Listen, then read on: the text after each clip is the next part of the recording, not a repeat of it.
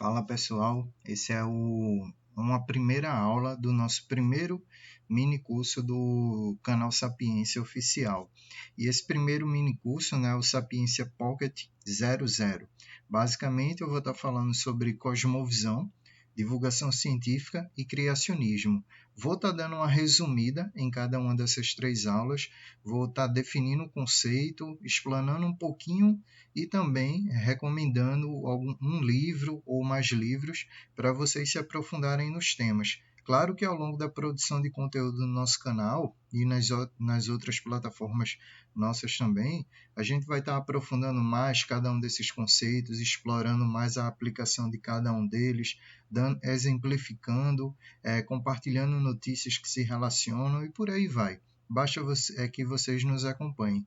Essa é a primeira aula, como eu disse, do Pocket Sapiência 00, onde eu vou estar falando nessa aula sobre cosmovisão e em outras duas aulas sobre criacionismo e ciência ou divulgação científica. Nessa aula, como vocês podem ver no título aí, vamos falar sobre cosmovisão. O que significa cosmovisão? Muitos de nós podem ter uma ideia pensando pela junção dessas duas letras, cosmo e visão. Cosmo tem a ver com cosmo, com universo. Quando normalmente as pessoas ouvem essa palavra, pensa logo justamente em uma imagem como essa, que está aí na nossa apresentação, né? Uma imagem do universo, de uma galáxia, de um sistema solar, de um planeta, de estrelas e por aí vai.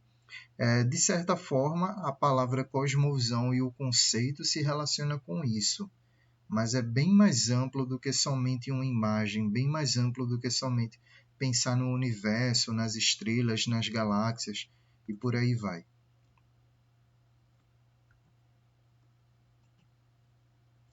Uma cosmovisão basicamente é a soma total de nossas crenças sobre o mundo ou simplesmente sua visão de mundo.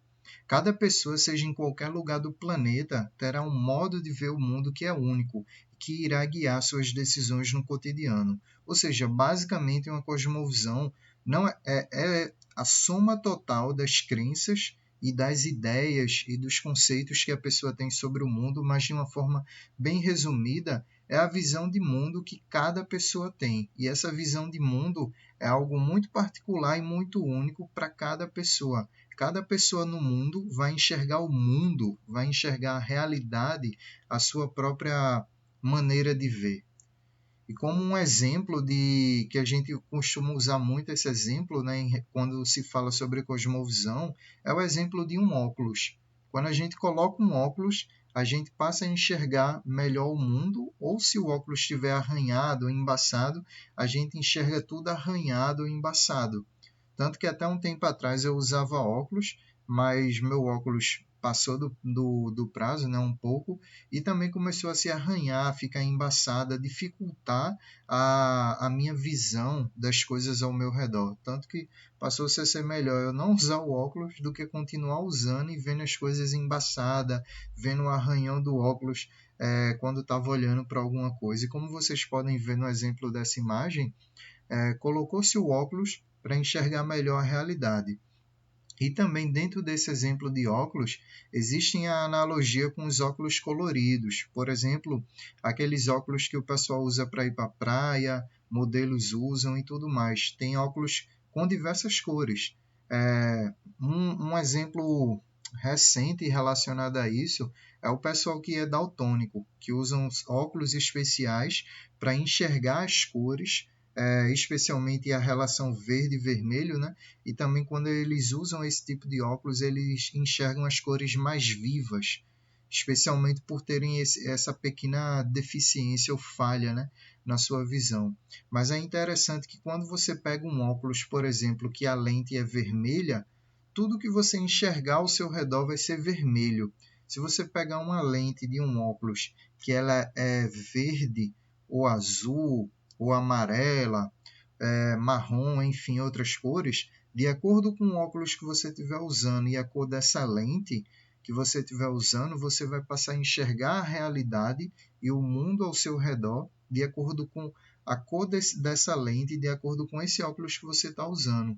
E tudo que você enxergar basicamente vai ser uma variação de tonalidade dessa cor pela qual você está observando. Como a gente diz aqui, vocês podem ler aí, né, na nossa apresentação.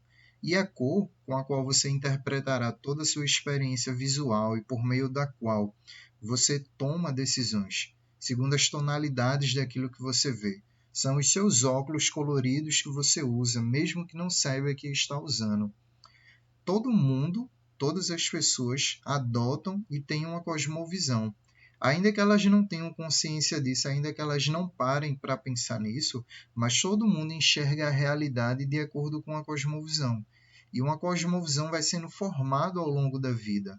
Por isso que é importante também se falar sobre a formação do imaginário, porque a formação do imaginário de cada pessoa, daquilo que ocupa o seu imaginário, a sua consciência, a sua mente, né, a sua forma, aquilo que moldou a sua forma de pensar, de sentir, de ver a realidade, vai sendo construído desde o momento que essa pessoa nasce até ao longo de toda a sua vida. Algumas situações podem modificar a cosmovisão da pessoa, por exemplo, o milagre do novo nascimento, né, da conversão a Cristo. Para nós que somos cristãos, realmente representa uma mudança de mentalidade, uma mudança de cosmovisão, tanto que Romanos 12, 1 ao 2, fala muito sobre essa questão, de renovar a nossa mente para que experimentemos qual seja a boa, perfeita e agradável vontade de Deus. E essa renovação vem mediante o estudo, a leitura, a pregação e a exposição do nosso coração e da nossa mente ao que a palavra de Deus tem a nos dizer, a nos ordenar e a nos ensinar. Isso é um grande exemplo de quando ocorre uma mudança de cosmovisão.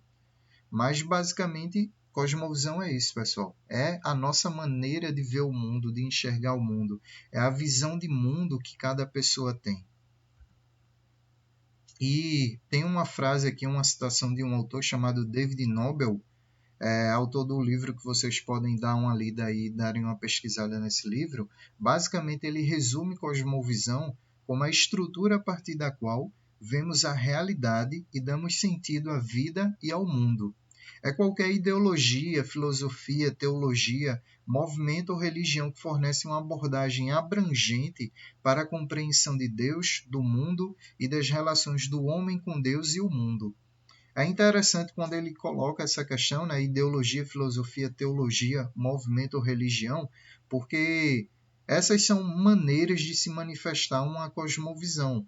Muitas pessoas, ainda que não usem a palavra cosmovisão, mas vão se posicionar defendendo uma ideologia, um conjunto de ideias, um conjunto de valores, que é a expressão natural da sua cosmovisão, ou mesmo uma filosofia de vida, um sistema teológico ou religioso, ou mesmo vai se posicionar defendendo um determinado movimento ou movimento ou ideologia, né? Porque hoje em dia um exemplo disso é o movimento feminista ou a ideologia feminista, o que se relaciona com uma cosmovisão feminista, que é adotada por muitas mulheres e inclusive também por muitos homens.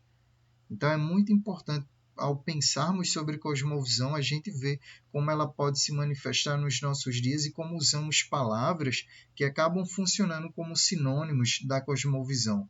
Ainda que cada uma dessas palavras tenha um significado exato, tenha uma definição exata, mas cada um desses termos citados nessa citação do David se relaciona à cosmovisão. E é perfeitamente possível que uma pessoa tenha uma cosmovisão que não foi bem desenvolvida, ou que essa pessoa possa não ser capaz de articulá-la claramente, ou seja, de expor a cosmovisão que ela tem, ou mesmo de reconhecer que ela tem uma cosmovisão, tem uma maneira de ver o mundo, tem uma visão de mundo. Mas cada pessoa tem uma maneira distinta de interpretar o mundo. A quantidade de cosmovisões é potencialmente idêntica à quantidade de pessoas no planeta. Não é à toa que se diz por aí, às vezes, que cada pessoa é um universo inteiro, ou mesmo que cada pessoa é um mundo à parte, ou um mundo diferente, né, umas das outras. E dentro da cosmovisão, existem alguns elementos que constituem uma cosmovisão, e é interessante que cada um desses elementos se relacionam às questões existenciais. Vocês lembram quais são as questões existenciais? Basicamente, aquelas velhas perguntas, né? De onde viemos, origem, por que estamos aqui, propósito, como devemos viver, moralidade, e para onde vamos, destino. Basicamente, são essas perguntas existenciais se relacionam e se encaixam com a nossa cosmovisão, ou com o assunto da cosmovisão, né? E são esses os componentes básicos de toda a cosmovisão e com a qual toda a cosmovisão lida.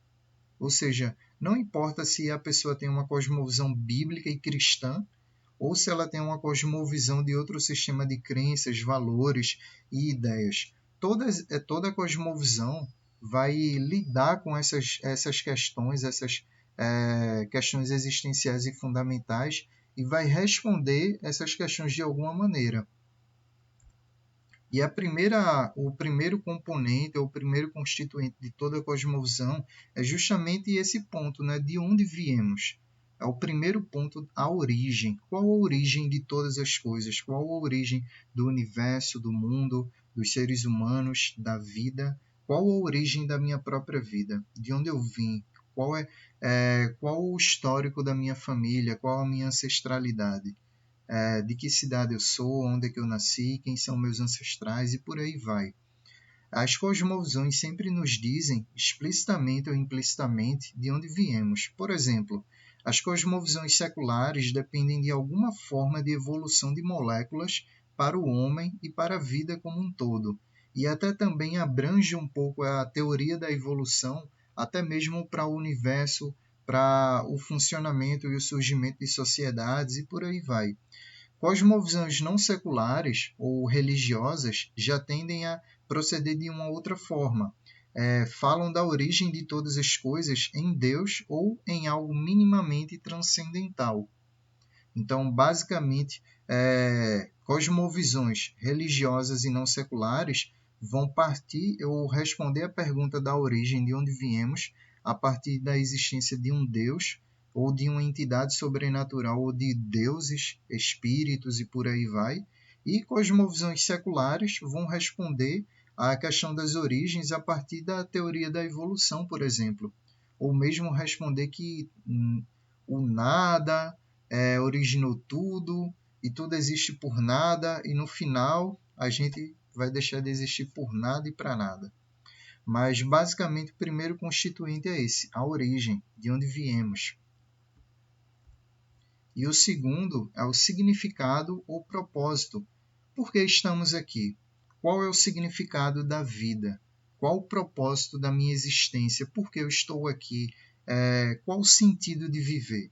Cada cosmovisão visa responder a esta pergunta. A resposta a essa pergunta em cada cosmovisão nos diz por que estamos aqui, ou até de modo mais explícito, qual é o problema humano básico e qual é a solução para esse problema. Terceiro ponto, moralidade. Como viveremos ou como devemos viver.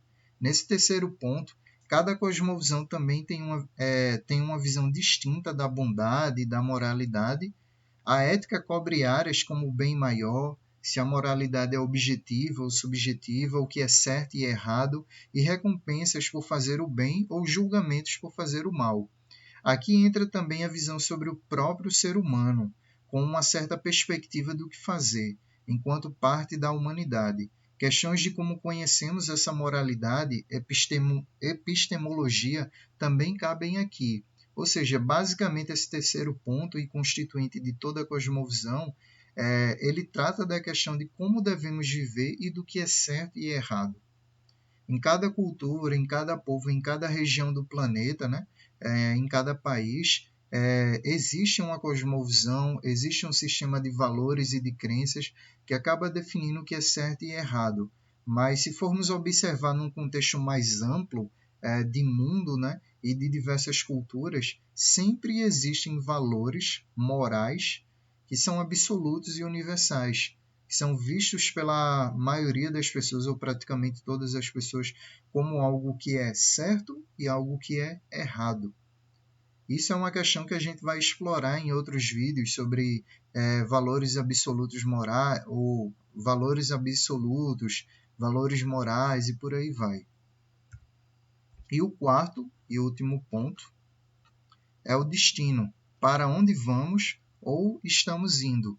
Uma cosmovisão nos diz algo sobre o destino do universo e os seres vivos nele, e em especial o ser humano. Embora o fim ainda não tenha acontecido, cada cosmovisão descreve o que acontecerá com base em sua compreensão da realidade. Ou seja, cada cosmovisão vai responder basicamente a essas 4 pontos ou 4 questões ou perguntas, né? Da origem, do propósito, da moralidade e do destino. E cada um dos componentes da cosmovisão está relacionado com os outros, ou seja, cada um deles se encaixam e se relacionam de maneira perfeita, de maneira organizada, né? Ou de maneira que um complementa o outro, um responde ao outro, um dá partida para o outro, né? Ou um aponta para o outro. Ou cada um desses pontos acaba sendo uma consequência lógica para os demais. O que você acredita sobre as origens terá um impacto direto sobre o que você acredita sobre moralidade, sobre o que fazer a respeito do significado das coisas e o destino final. Esses componentes da cosmovisão afetarão como você viverá sua vida no mundo real. Vamos aos exemplos? Existem diversos exemplos que a gente pode dar. Basicamente, um bom exemplo que eu poderia dar é sobre a questão de qual a origem da vida, falando sobre a questão do pessoal que promove, né, o debate ou o movimento, se posiciona pelo lado pró-escolha, de encerrar a vida intrauterina, desde cedo, desde 6 meses, 9 meses, quando a vida humana começa. Qual a origem da vida humana? Qual o propósito da vida humana? Se você entende que a vida humana, desde o ventre até a sua velhice, ela existe para a glória de Deus, ela tem um propósito de glorificar a Deus, todo ser humano existe por causa de Deus e para Deus e é criatura de Deus, então sua visão sobre uma gravidez, sua visão sobre um idoso fragilizado, sua visão sobre uma pessoa deficiente muda, porque na sua cosmovisão, cada pessoa tem o seu devido valor, especialmente aqueles que ainda nem sequer saíram do ventre da sua mãe. Mas se na sua cosmovisão você entende que isso é relativo e que um bebê que ainda está no ventre da sua mãe não é um ser humano ainda, então sua maneira de viver muda. Sua maneira de ver pessoas com algum tipo de deficiência, com algum tipo de limitação, com velhice ou debilitados, também muda. E, consequentemente, sua maneira de tratar e se relacionar com essas pessoas. E até mesmo de lidar com pessoas na sua própria família que se encaixem nesse exemplo. Então é muito importante pensar que a cosmovisão de uma pessoa vai fazer ela ter ideias, posicionamentos, valores e crenças que vai se manifestar através da vida dela em algum momento. Que vai se expressar na vida dela através de comportamentos, de atitudes, de sentimentos, de posicionamentos e até mesmo de posicionamentos políticos, por exemplo. Ou seja, todo mundo faz o que faz a partir de uma cosmovisão. Pode observar qualquer coisa que as pessoas defendam e se posicionem como favoráveis ou como contra, ela se posiciona favorável ou contra a partir da sua cosmovisão. E essa questão do estudo de cosmovisão é uma área fascinante, é essencialmente uma maneira de considerar a sua filosofia de vida básica ou a dos outros. Isso é muito bom estudar e pensar sobre cosmovisão, porque basicamente você passa a considerar e a pensar sobre a maneira que você tem vivido, sobre qual a sua filosofia de vida, sua maneira de ver a vida e também das demais pessoas. E a análise da cosmovisão pode revelar o que você e seus amigos acreditam, o que pode ser útil em conversas importantes. Quando você estuda e pensa sobre essa questão da cosmovisão, né, você passa a perceber melhor o que você acredita, o que você se posiciona a favor ou contra, bem como o que seus amigos, vizinhos, conhecidos, pessoas influentes ou pessoas que você gosta ou acompanha de alguma forma, no que elas acreditam. no que elas defendem, no que elas essencialmente acreditam para responder a esses 4 pontos que eu citei aqui. E também a outras questões da vida que se relacionam a um desses pontos de alguma forma. É só lembrar que todos nós temos uma visão de mundo, e ela consiste de certos elementos essenciais e que, por algum encadeamento minimamente racional, irá descrever outras crenças que levam a decisões e ações na vida real. Ideias têm consequências. Por exemplo, um exemplo aqui, já perto de concluir essa aula. Adolf Hitler, que deu origem, foi o grande líder do nazismo e causou guerra e vários conflitos, e também até hoje deixou um legado, de certa forma, um legado destrutivo e um legado maligno. Ele acreditava que existia raças entre as pessoas e existia uma raça superior, uma raça acima das demais pessoas, e que essa raça era a raça ariana, ou a raça superior, uma raça melhor do que as demais raças, melhor do que as demais pessoas. E por defender e acreditar nisso, ele foi à guerra. Por defender e acreditar nisso, ele ordenou o extermínio e o genocídio de judeus, de pessoas negras, de ciganos, de pessoas homossexuais e de diversas pessoas, justamente porque ele tinha uma cosmovisão que trouxe consequências práticas, que fez ele tomar ações e decisões na vida dele. E se a gente for explorar mais esse assunto de cosmovisão, a gente vai ver como isso é patente e evidente em cada ação, em cada atitude que as pessoas tomam. Seja pessoas familiares e amigos nossos próximos, sejam pessoas em postos e em cargos de poder ou em alguma função de liderança e de autoridade. E como livros recomendados para vocês se aprofundarem mais nesse assunto de cosmovisão, tem esses 2 livros, que é da editora Monegismo. O primeiro livro é Cosmovisão, de David Naugler, A História de um Conceito, e o outro livro é O Universo ao Lado, de James Sire. A editora Monegismo tem vários outros livros também sobre esse mesmo tema e com outras abordagens, mas basicamente são esses 2 livros que eu recomendo para que vocês estudem e se aprofundem ainda mais nesse tema, para compreenderem melhor esse conceito e o assunto dessa primeira aula. No demais, pessoal, peço a vocês que deixem o like aí no nosso vídeo, comentem, também sugiram novos vídeos aí nos comentários, compartilhem essa aula com os amigos de vocês e digam aí se vocês gostaram, se tem alguma pergunta, alguma dúvida. E no demais, que Deus abençoe vocês e até a próxima aula do nosso mini curso Sapiência Pocket 00.